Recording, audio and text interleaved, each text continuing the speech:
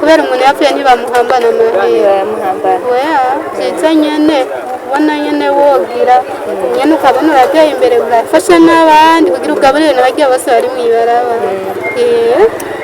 Hariho inkuru numvise muri bibiri urasoma biriya mbere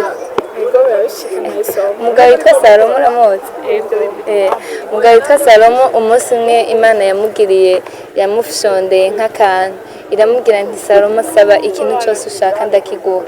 Nawe Imana uyu munsi iramutse kugiriye amahirwe nk'ayo yagiriye Salomo ikakugira nti Keri uyu munsi saba ikintu cyose ushaka ku bijyanye n'ubutunzi. Aka kanya ni iki kibazo usaba Imana kubijyanye n'ubutunzi bwawe? muri akanya nuko icambere nusaba bakunzi b'Agaciro Media bakunzi ba ENTREPRENEURIAT QUIZ tubaramutse cyane nkuko mubibona kuri micro ni Fidelité. Ikiganiro cacu ni ENTREPRENEURIAT QUIZ nkuko mubibona rero aka kanya turi muri centre ville ariko tugira twerekeze muri Kanyosha ku isoko kuganira n'abenegihugu baho abadandaza baho kugira ngo batuyagire hagati y'umuntu atanguje amafaranga make muri business n'undi atanguje menshi. Muri abo bantu babiri ninde afise amahirwe menshi yo kugera kure? Rero uri kuradukurikirana urashobora kwandika inyishu yawe muri commentaire canke iciyumviro cawe kugira ngo ENTREPRENEURIAT QUIZ bandanye bashikira imeze neza cyane. Ndakwibutse wowe dukurikirana ya ufise umutaye canke utawufise ufise icyo ukora canke utagifise, iyi ni ENTREPRENEURIAT QUIZ uhetse ikiganiro uza gushira mu ngiro ivyo wumvise. Let's go.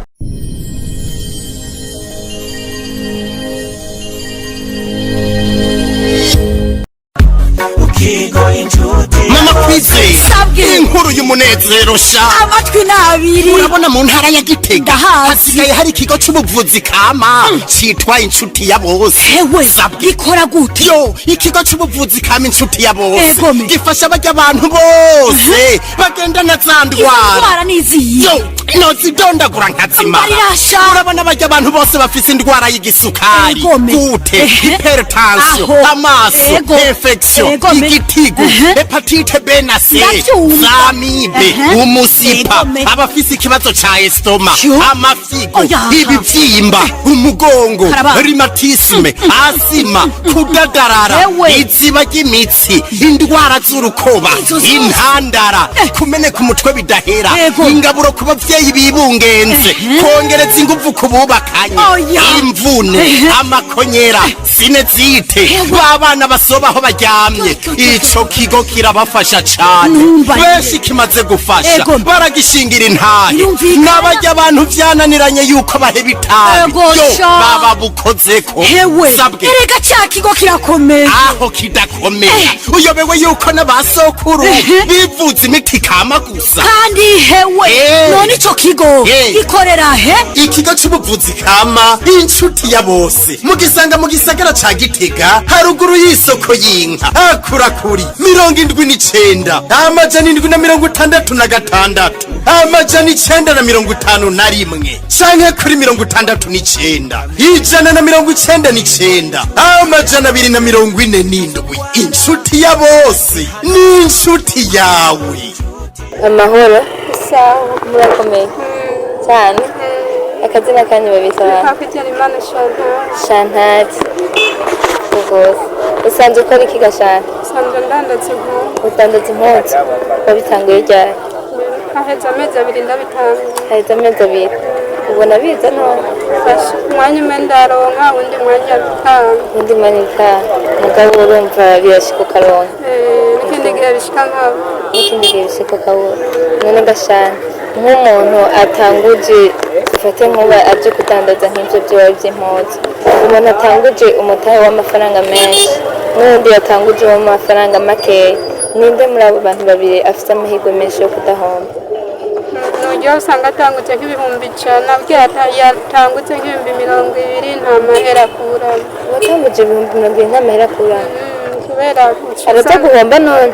arahomba bivanye n'impuzu baba waranguye ingene zingana ukaza usanga yose arahombeye mu buryo yatanze menshi apima kuri ayayiwe.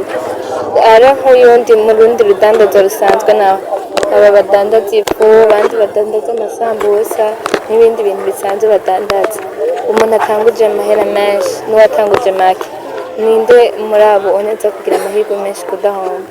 mbona abo badandaza amabutike amamangazine nibo mbona umenga bageze ku rwego rwo hejuru niho mbona umenga ntibadandaze ntibohomba ubwabo bato bato badandaje barahomba ibice byo birahombera rumva umuntu wo hasi n'uwo hejuru ntibingana ariko wowe none baraguhaye umutahe cyangwa warawironderera umutahe nibyo nawirondera wowe wironderera watanguje wangahe natanguje 220 220 mbwa nawe ntiwahombye umva bya mbere narahombye hama mu nyuma ndungu umva bijya biragenda bihomba byongera byunguka ntiwaciye uvuga nti jewe kuba ari ubwa mbere nkaba mpombye ndabihebye warabandanije none wubwira iki abandi bigeme bagenzi bawe batararonka umutahe cyangwa batararonka amafaranga menshi bavuga nti urumva nkaho watanguje 220 hari uwundi wasanga afise 50 hariya muhira mugara akavuga nti jewe ntakwijije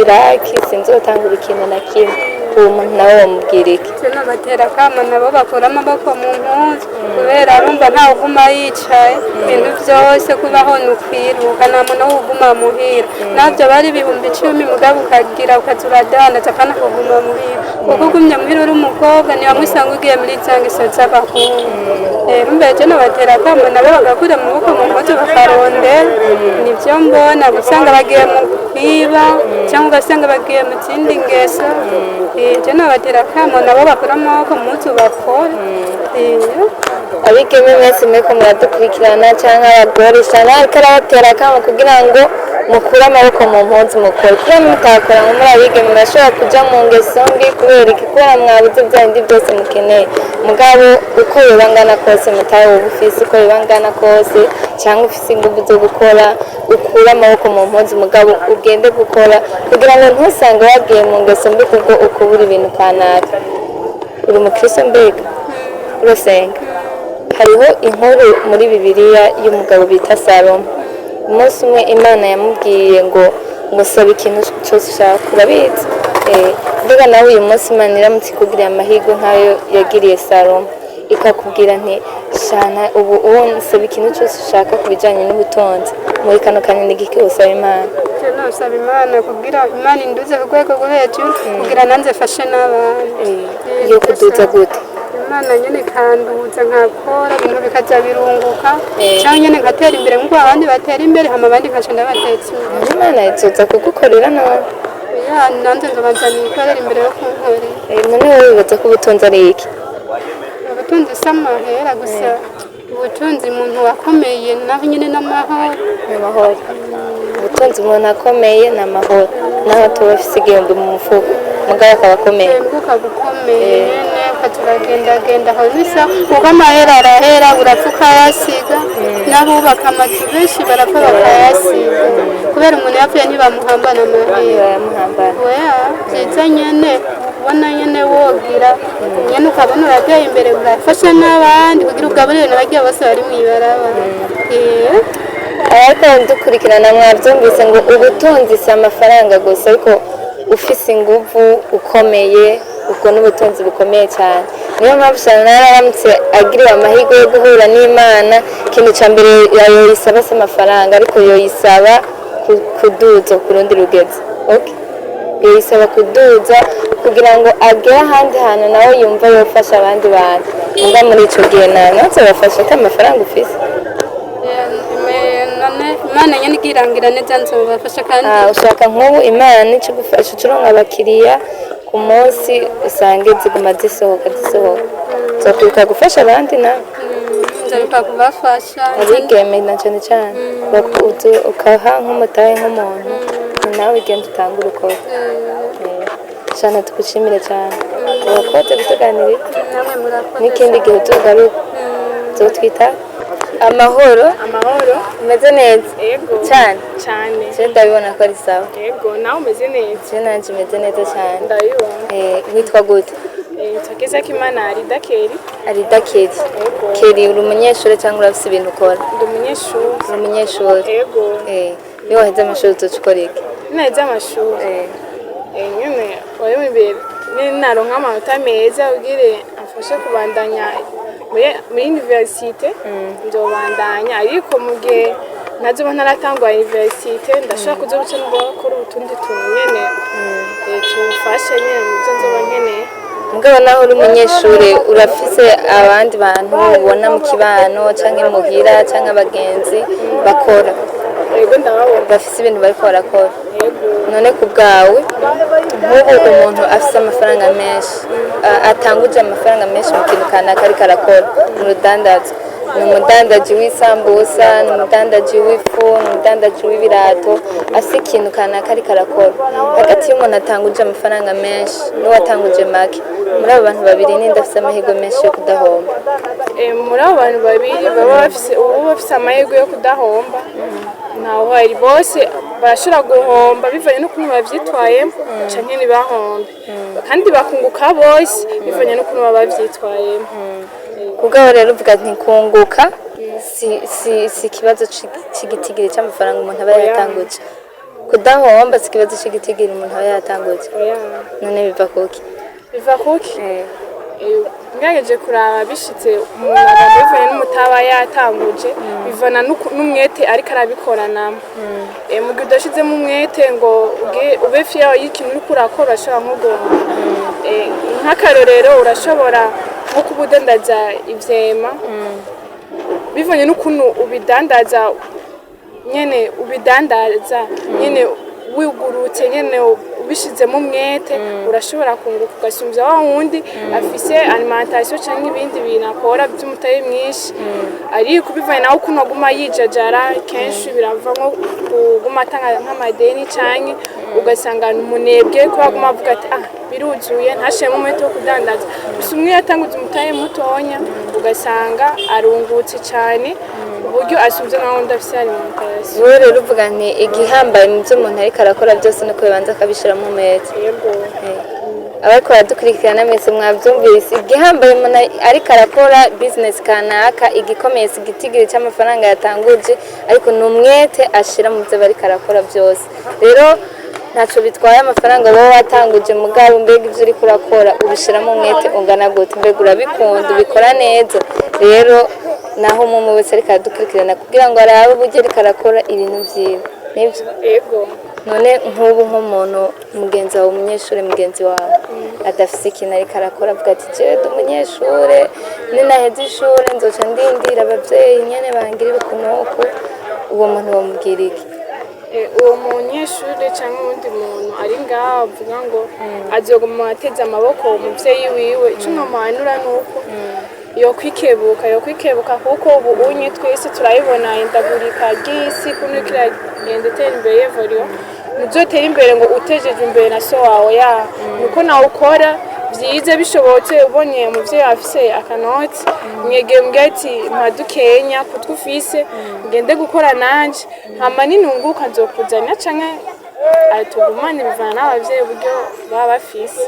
Uriko urabahimiriza ati bakura amaboko mu mpuzu ntibagume biteze kuzotega amashi abandi bantu. Yego.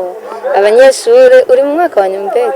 Yiga seconde. Wiga seconde. Donc uracyasigaje uwundi mwaka. Yego. Nibaza ko uwo mwaka uzowiga uriko urategura inyuma y'amashuri ukuntu bizoca bigenda.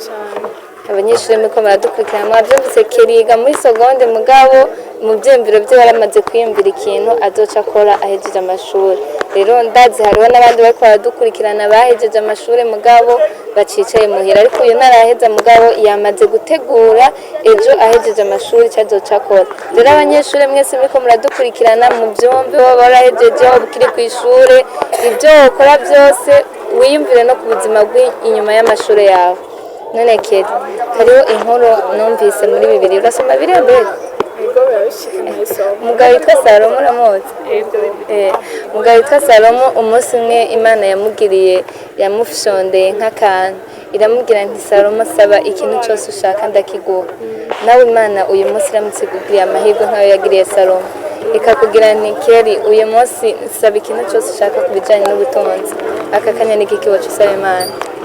Bijanye n'ubutunzi bwawe n'ubutunzi muri akanya nuko icambere nusaba nuko yamufasha icyambere kwanza gutegura kwanza umugambi w'icyo amafaranga nayakoresha imwe kwanza kwimvira ati mbega amafaranga ndayaronse nuyakoresha uwo mugambi icyo nicyo cyambere maze kwisaba imanzi impe umugambi d'abord mbere kwanza kurondera amafaranga yuko ndagura uwo mugambi wowe ntiwasaba amafaranga kuko amafaranga ndashobora kuyaronka nari nafise icyo ndayakoresha n'andi usanga ndakoresheje ibintu bidafise akamaro. none wowe wibaza mbese ko ubutunzi ari iki?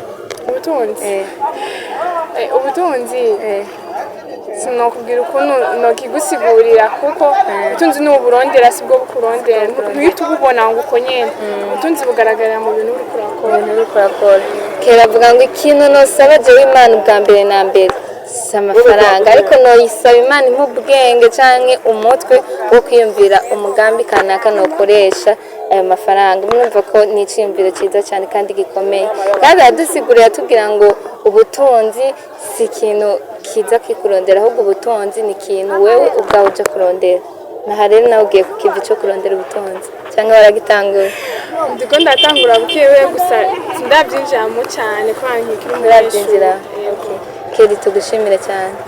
Urakoze abashimiye n'ikindi gihe twita ego murakoze cyane.